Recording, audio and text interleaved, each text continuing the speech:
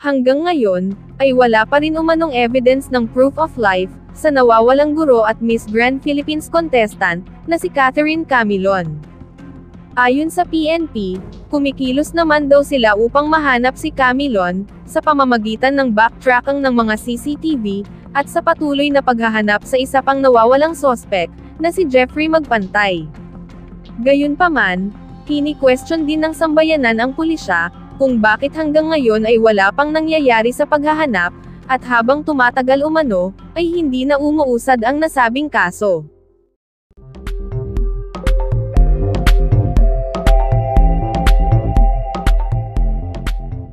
Kung matatandaan, ay magdadalawang buwan nang nawawala si Catherine Camilon, simula noong ika-12 ng Oktubre, at hinala ng ibang netizen, na posible na umanong na-decompose o naaagnas na ang dalaga, kung sakali mang ito'y pinatay ng mga sospek, at ibinaon sa malayong lugar.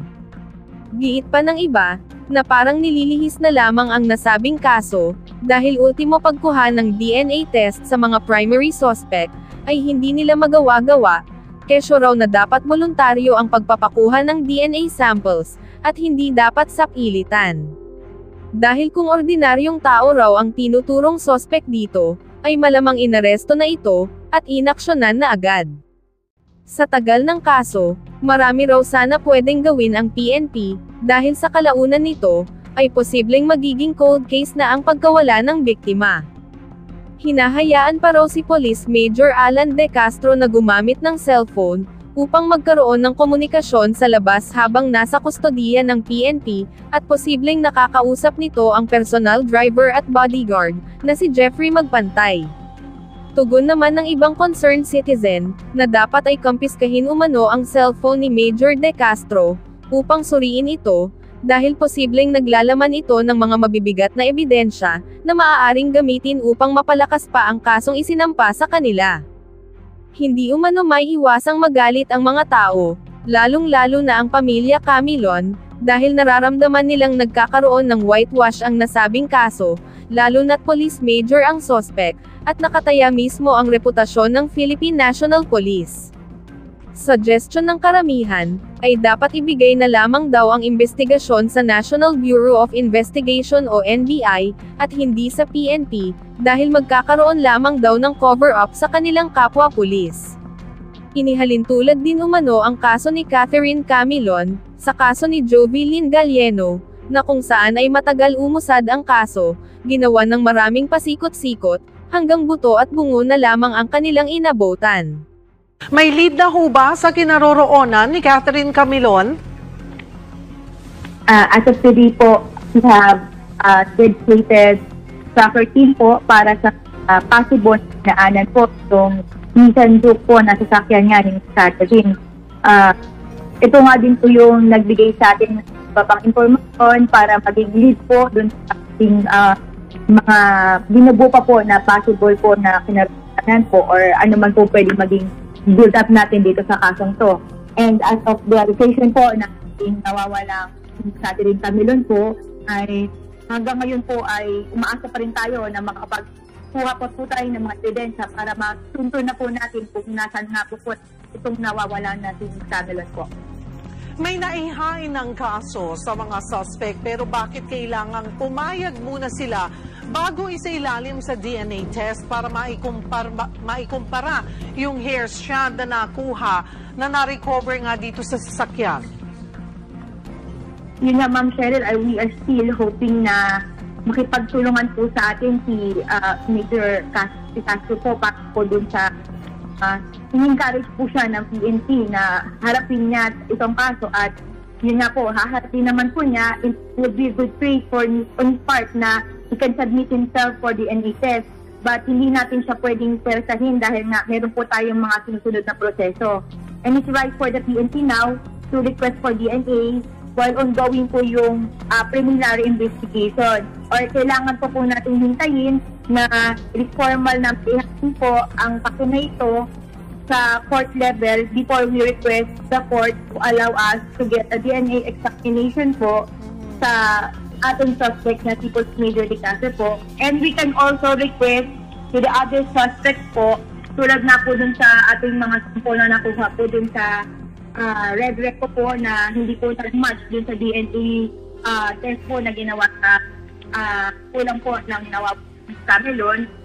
We can also request for the DNA sample po dun sa other suspects po na involved dito sa na to. I-formal na po mag-aahin sa court level po. Okay, Major, hiningan po natin, nag-request tayo ng DNA kay De Castro pero humindi na siya. Yung sa iba pang suspect, magre-request pa lang? As of this moment po, we are requesting po on the part. Hindi naman po natin sila pwedeng persahin na DNA test. But nasa preliminary investigation pa nga po itong kaso na to, hindi po better po pag ito po ay may access na sa korte to form request po for the DNA sample. Oo nga po. Pero talagang hayagang na po silang tumanggi. As of now po, hindi po sila nagsasalita. Wala pa rin po sinasabi about this confirmation po dito. But we are encouraging them to submit themselves for the DNA test po. Yung dalawa po ay nahinga na rin po ba ng DNA test? Yes po, encourage po natin sila po. At sumagot na po sila na hindi. Yun po yung hindi po nila sinasabi. Hindi po sila nagsasalita ngayon as of this moment po, hindi pa rin po sila nagsasalita. But the PNP continuously encouraging them na pagtulungan na po sa Because nasa preliminary investigation pa po at hindi pa korte ang nagtatanong sa kanila, may karapatan silang hindi magsalita. Ganun po ba yon, Major? It is right for the PNP mag-request ng DNA while ongoing po na sa preliminary investigation pa po.